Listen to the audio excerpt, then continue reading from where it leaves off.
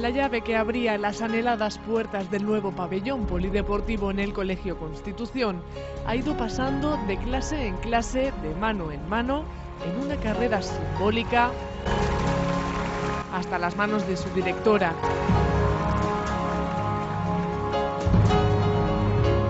Todos han colaborado y finalmente han abierto su pabellón polideportivo.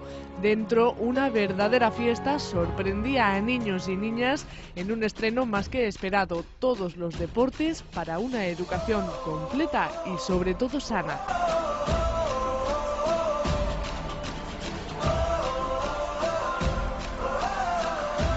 Que facin esport, que això és molt bo fer esport i divertit. Molt especial, avui és un dia molt especial per a tota la comunitat educativa. Entrar simbòlicament tots junts alhora al pabelló poliesportiu. Era una reivindicación histórica a la Generalitat en la que finalmente el Ayuntamiento ha tomado cartas en el asunto. I estic molt contenta perquè després de totes les dificultats hem fet possible esta nova instal·lació.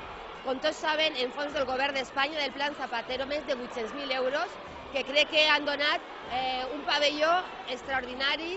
En este moment jo crec que és el millor pabelló de Quart de Poblet, el tercer pabelló a Quart de Poblet. Hay una apuesta muy seria desde el Ayuntamiento de Quart, porque además es algo que demandan los ciudadanos y porque es salud, es esparcimiento de los niños, esparcimiento desde los niños hasta los más mayores, ¿no? Llenos de orgullo, los alumnos del Colegio Constitución han estrenado una de las mejores instalaciones para la vida sana en Quart de Poblet.